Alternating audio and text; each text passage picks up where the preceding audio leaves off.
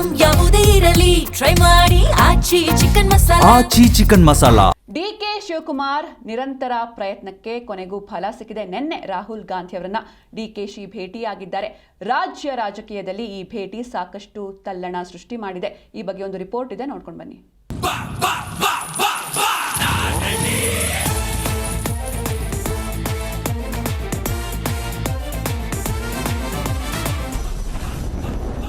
ಕೊನೆಗೂ ಹಿಡಿದ ಹಠ ಸಾಧಿಸಿದ ಡಿಕೆಶಿ. ರಾಹುಲ್ ಭೇಟಿ ಮಾಡುವಲ್ಲಿ ಟ್ರಬಲ್ ಶೂಟರ್ ಯಶಸ್ವಿ. 3 ಬಾರಿ ಪ್ರಯತ್ನ ವಿಫಲವಾದರೂ 4ನೇ ಪ್ರಯತ್ನದಲ್ಲಿ ಡಿಸಿಎಂ ಡಿಕೆ ಶಿವಕುಮಾರ್ ರಾಹುಲ್ ಗಾಂಧಿ ಭೇಟಿ ಮಾಡುವಲ್ಲಿ ಯಶಸ್ವಿಯಾಗಿದ್ದಾರೆ. ಕಳೆದ 3 ದಿನಗಳಿಂದ ರಾಹುಲ್ ಗಾಂಧಿ ಭೇಟಿಗಾಗಿ ಡಿಕೆ ಶಿವಕುಮಾರ್ ದೆಹಲಿಯಲ್ಲೇ ಠಿಕಾಣಿ ಹಾಕಿದ್ರು. 2 ದಿನಗಳ ಕಾಲ ನಿರಂತರ ಪ್ರಯತ್ನ ಪಟ್ಟರು ತಮ್ಮ ನಾಯಕನನ್ನ ಭೇಟಿ ಮಾಡೋದಕ್ಕೆ ಆಗಿರಲಿಲ್ಲ.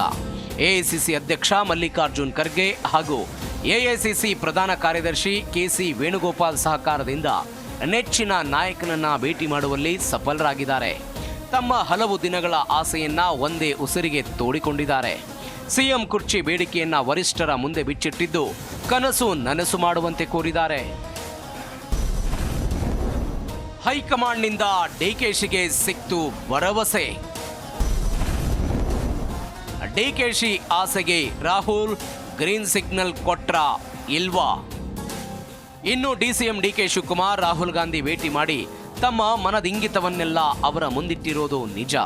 ಸೊರಗಿದ್ದ ಪಕ್ಷ ಸಂಘಟಿಸಿದ್ದು, ಮೇಕೆದಾಟು, ಭಾರತ್ ಜೋಡೋ ಪಾದಯಾತ್ರೆ ಆಯೋಜನೆ ಮಾಡಿದ್ದು, ಕಾರ್ಯಕರ್ತರನ್ನ ಜೊತೆಗೂಡಿಸಿದ್ದು, ಪಕ್ಷಕ್ಕೆ ಪುನಶ್ಚೇತನ ಕೊಟ್ಟಿದ್ದು, ಅಧಿಕಾರಕ್ಕೆ ತಂದಿದ್ದು ಎಲ್ಲದರ ಬಗ್ಗೆಯೂ ಒಂದೇ ಗುಟುಕಿಗೆ ತೆರೆದಿಟ್ಟಿದ್ದೇನೋ ನಿಜ.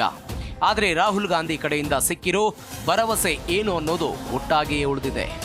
ಮಾಜಿ ಸಿಎಂ ಭೂಪೇಶ್ ಬಘೇಲ್, ಅಸ್ಸಾಂ ರಾಜ್ಯದ ಕೈ ಪ್ರಮುಖರು, ಡಿಕೆಶಿ ಹಾಗೂ ಡಿಕೆ ಸುರೇಶ್ ಮಾತ್ರವೇ ಇದ್ದ ಆ ಸಭೆಯಲ್ಲಿ ಡಿಕೆಶಿ ರಾಹುಲ್ ಮುಂದೆ ಹೇಳಿದ್ದೇನು? ಡಿಕೆಶಿಗೆ ರಾಹುಲ್ ಕೊಟ್ಟ ಭರವಸೆ ಏನು? ಅಲ್ಲಿದ್ದವರಿಗಷ್ಟೇ ಗೊತ್ತು. ಅಲ್ಲಿರುವವರಲ್ಲಿ ಯಾರಾದರೂ ಒಬ್ಬರು ಬಹಿರಂಗ ಮಾಡಿದ ಮೇಲಷ್ಟೇ ವಾಸ್ತವ ಸತ್ಯಾಂಶ ಏನು ಅನ್ನೋದು ಗೊತ್ತಾಗೋದು. ಇಲ್ಲವಾದರೆ ಅದು ಗೌಪ್ಯವಾಗಿಯೇ ಉಳಿಯಲಿದೆ. ಇನ್ನು ನಮಗೆ ಸಿಕ್ಕ ಮಾಹಿತಿಯ ಪ್ರಕಾರ ಡಿಕೆಶಿ ಸಿಕ್ಕ ಅತ್ಯಲ್ಪ ಸಮಯದಲ್ಲೇ ಎಲ್ಲ ವಿಚಾರವನ್ನ ಹೇಳಿದ್ದೇನೋ ಹೌದು. ಆದರೆ ರಾಹುಲ್ ಗಾಂಧಿ ತಕ್ಷಣವೇ ಅದಕ್ಕೆ ಸ್ಪಂದನೆ ಕೊಟ್ಟಿಲ್ಲ ಅನ್ನೋ ಮಾತಿದೆ. ಅದರ ಬಗ್ಗೆ ಈಗ ಚರ್ಚೆ ಬೇಡ. ಮೊದಲು ಅಸ್ಸಾಂ ಗೆಲ್ಲೋ ಕಡೆ ಗಮನ ಹರಿಸೋಣ, ನಂತರ ಇದರ ಬಗ್ಗೆ ಮಾತನಾಡೋಣ ಅಂತ ಹೇಳಿದ್ದಾರೆಂಬ ಮಾತು ಎಐಸಿಸಿ ಪಡಸಾಲೆಯಿಂದ ರಾಜ್ಯದ ವಿಧಾನಸೌಧದ ಪಡಸಾಲೆಗೆ ಹರಿದು ಬಂದಿದೆ.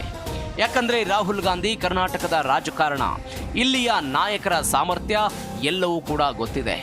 ಮೇಲಾಗಿ ಸಿಎಂ ಪರವಾಗಿರುವ ವೇಣುಗೋಪಾಲ್ಗೆ ಉಸ್ತುವಾರಿಯಾಗಿ ಕೆಲಸ ಮಾಡಿದ್ದ ವೇಳೆ ಇಂಚಿಂಚು ಮಾಹಿತಿ ಇದೆ. ಇದೆಲ್ಲವನ್ನ ಅವರು ರಾಹುಲ್ ಗಾಂಧಿ ಗಮನಕ್ಕೆ ಈಗಾಗಲೇ ತಂದಿದ್ದೂ ಆಗಿದೆ. ಆ ಕಾರಣಕ್ಕೆ ರಾಹುಲ್ ಗಾಂಧಿ ಸದ್ಯಕ್ಕೆ ಯಾವುದೇ ಭರವಸೆ ಕೊಟ್ಟಿಲ್ಲ ಅನ್ನೋದು ಸ್ಪಷ್ಟವಾಗಿ ಕೇಳಿ ಬರ್ತಿದೆ. ಖಂಡಿತ ನಾನು ಬಂದ ಮೇಲೆ ಎಲ್ಲಾ ವಿಚಾರವನ್ನು ತಿಳಿಸ್ಲೇಬೇಕಲ್ಲ. ಎಲ್ಲಾ ವಿಚಾರಗಳನ್ನ ಮಾತಾಡಿದ್ದೀನಿ ಏನ್ ಬೇಕು ಮಾತಾಡಿದ್ದೀನಿ. ಅದನ್ನ ನಾನು ಪಬ್ಲಿಕ್ ಅಲ್ಲಿ ನಾನೆಲ್ಲ ಮಾತಾಡಕ್ಕೆಲ್ಲ ಆಗಲ್ಲ. ಎಲ್ಲ ನಾವು ನಾವೆಲ್ಲ ಏನು ಹೇಳಕ್ಕೆ ಬಯಸಿ ನಾನು ಬಂದಿರೋದೇ ರಾಜಕಾರಣ ಮಾಡ್ಲಿಕ್ಕೆ. ಎಲ್ಲ ವಿಚಾರನ ಮಾತಾಡ್ತೀನಿ. ಸುಮ್ಮನೆ ಇಲ್ಲಿ ಬಂದು ಗಾಡಿ ಕುತ್ಕೊಂಡು ಏನೇನ್ ಬೇಕೋ ನಾವು ಮಾತಾಡಿದೀವಿ. ಕಾಲ ಎಲ್ಲದಕ್ಕೂ ಉತ್ತರ ಕೊಡ್ತಾರೆ. ಇನ್ನು ಡಿಕೆಶಿ ರಾಹುಲ್ ಗಾಂಧಿ ಭೇಟಿ ಮಾಡಿ ಮಾತುಕತೆ ನಡೆಸಿದ್ರು, ಅದಕ್ಕೇನು ವಿಶೇಷ ಅರ್ಥ ನೀಡೋದು ಬೇಡ ಅಂತ ಮುಖ್ಯಮಂತ್ರಿಗಳ ಆಪ್ತ ಎಚ್.ಸಿ. ಮಹದೇವಪ್ಪ ಹೇಳಿದ್ದಾರೆ.